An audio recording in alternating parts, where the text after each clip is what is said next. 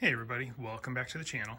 Last video left off with the MR2 and I got the first fire.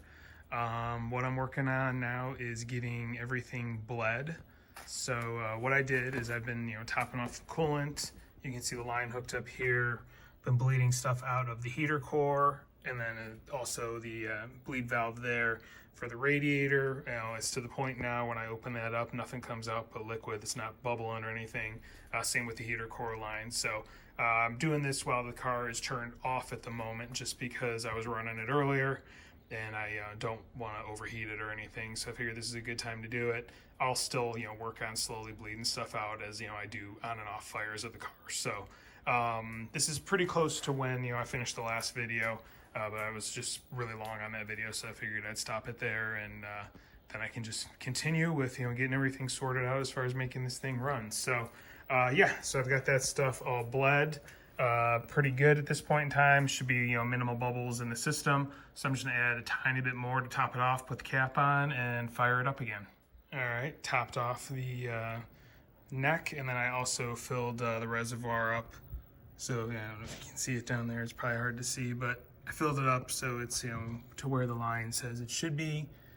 You can see the pink hue coming from it. So yeah, got some coolant in there. Everything is closed off in the front. So let's see how it runs this time.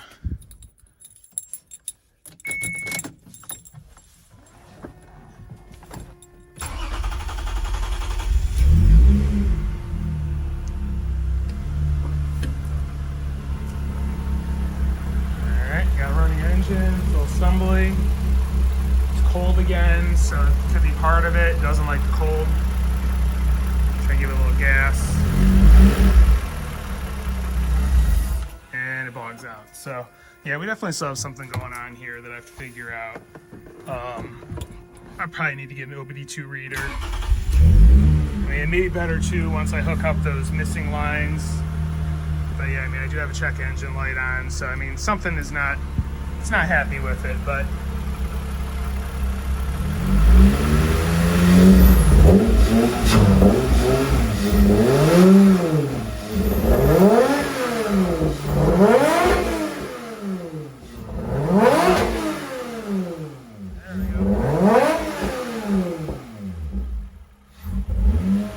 yeah, very well could just be fuel injectors need to clean out.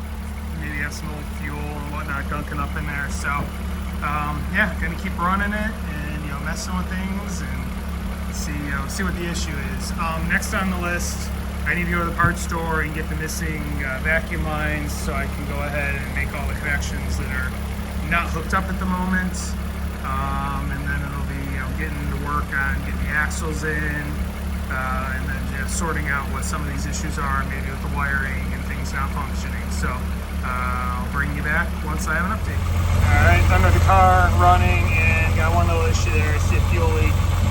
Looks like the return line off of the regulator, so I'll have to see if I can get that tightened up a little bit. It seems to be the only spot it's leaking from, so that is something on the list. All right, and I just shut it down because it was actually starting to get over the halfway mark on the temp gauge, and the fans aren't kicking on, so I'm wondering if it's something with the wiring on that, or if it's something with the temp sensor. Maybe there's the coolant has sucked out and there's not enough in there again, so to kick it on. So I went ahead and turned it off. So I will go ahead, let this thing cool off a little bit, top it off some more. I was opening and closing the two bleed valves for the heater core and the radiator while it was just running, trying to bleed out any other little bit of air that's in there and whatnot as well. So slow process getting that all addressed, but it'll get there eventually. And one other thing I did forget to mention earlier when I was talking about bleeding the cooling system, there's also a bleed valve here. It's a 10 mil wrench you can use to open this up, and you want to bleed this to make sure that there's no air in the crossover here that goes under the intake. So yeah, make sure you get that bled too as you're filling coolant over there. It's pretty important, so don't forget to do that one. All right, so next day, went ahead and had a little chat with Paul Woods this morning just to kind of go over a few things, some of the issues that I'd noticed yesterday when it was running. First issue was tach. I had no tach working. I was under the impression that it would still work somewhat, it just wouldn't be calibrated. He advised me that no, I need to do the capacitor resistor mods that Mark goes over in his videos, and he has some instructions on his website before it'll even work, because it's not working at all. So I do have all those resistors and whatnot, so that's something that'll be on my to-do list to get that done sooner rather than later. Other issue was the fact that the fans weren't kicking on.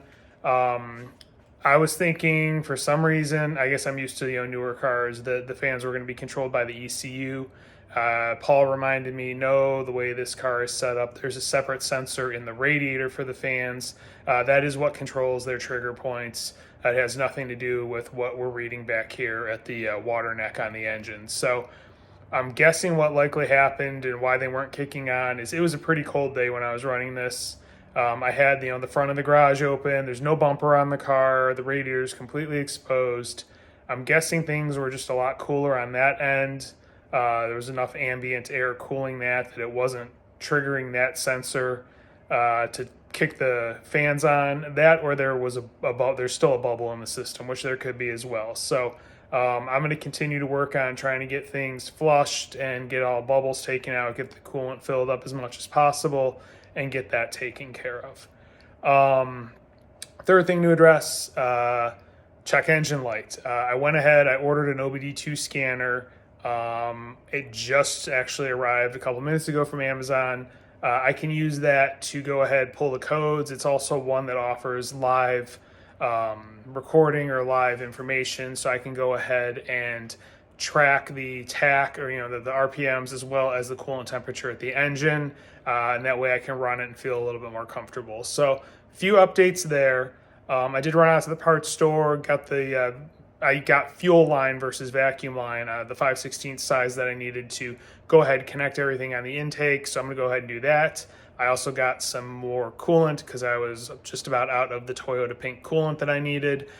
So yeah, I'm going to go ahead, top off the cooling system, get those vacuum lines installed, and then I can start running this thing again, get the OBD2 scanner hooked up, and that way I can keep an eye on things and pull the codes.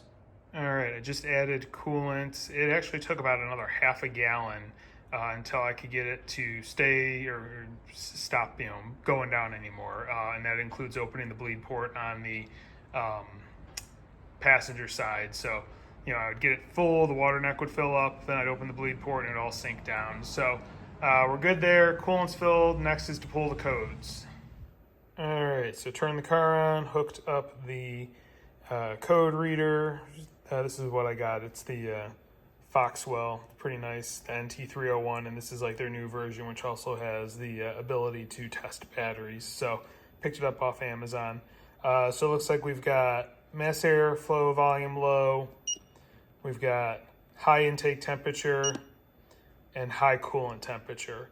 None of those are really a surprise based on how this thing ran. When I first got it started, it was really stumbly. That's probably the mass air issue. And then also the temperatures. I know it did get a little high a couple of times just based on the trying to purge the cooling system and whatnot. So what I'm going to do right now is clear the codes that I have. I want to get the vacuum lines hooked up. That's next on the list.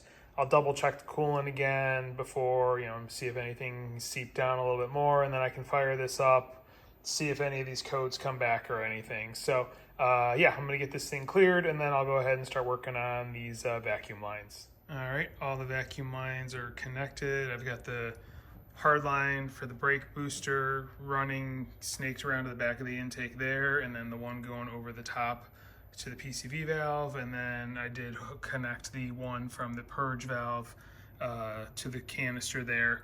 I did have to use a step-down adapter because the sizes were different, so just a heads up there. Just check the coolant, still up to the top underneath the cap, so I'm going to go ahead and try and start this thing again and see how things go if it gets warmed up, and see how it runs.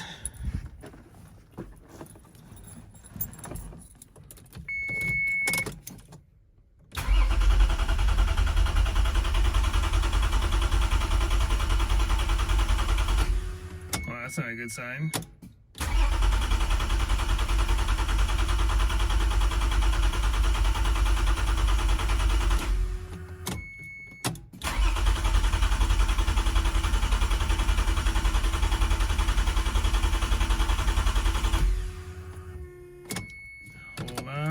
see what's going on here. Well, I am back and it will not start. It seemed like it maybe wanted to try and catch a couple of times, but yeah, it will not, and I don't want to smoke the starter. It's, you know, already pretty damn hot. I've been, you know, cranking and cranking and cranking on off, trying to get it to go, but it is not firing up. I think it's fuel related. One of the codes I had was mass air, so I wonder if the mass air sensor I have is bad. I may just order a new sensor and see what happens there. I mean, I don't know, maybe it would run without it, you know, it'd go just into limp home mode and, you know, fire up, but yeah, right now it does not want to run. You know, the throttle's opening and closing when I hit the gas pedal. It smells like gas, like I can smell gas, but I do think, you know, kind of going back to how it was stumbling the other day, that there is just something gummed up in the fuel system, something's not right. So what I think I might do is pull the lines, because I have, you know, minor leak anyway, loosen things up, take a look, make sure there's nothing stuck in there and it's not, you know, clogged up, I don't know, and just, you know, check things out and try again once things cool down and the battery charges back up. So yeah, got to figure this problem out. All right, got it running. I sprayed a tiny bit of starting fluid actually in the little port for the PCV bypass vent, whatever it is, and then it fired up. It smells kind of like turpentine, so that's why I'm thinking there is still something going on with the fuel system. It is fresh gas that I put in, but maybe there's still some old stuff in there or whatnot. Been running a little while. You can see there's temperature on the gauge in there, but I think one of my first problems that I have right there is the temperature gauge that the computer is seeing. It's not reading, it's just reading -40, and that's one of my errors. So I'm gonna have to reach out to Paul on that. I think there might be something with the either the switch or the wiring, so have to look into that. But yeah, I think this is probably gonna be enough on this video. I've been droning on trying to solve problems. So yeah, I need to address the fuel system, a little bit of leaking I have, need to figure out what's going on with this temp gauge. Still need to pull the tach out and redo the tach, and I need to get some clamps for these lines I put on because they're not super tight. So that being said, I am going to call it a video. Hope you're learning something, hope you're enjoying what you're seeing. If you are, please hit like, please subscribe, please hit the notification bell. Don't hesitate to leave me any comments or any questions. I'll gladly answer anything and help you out in any way that I can. Thank you for watching and have a great day.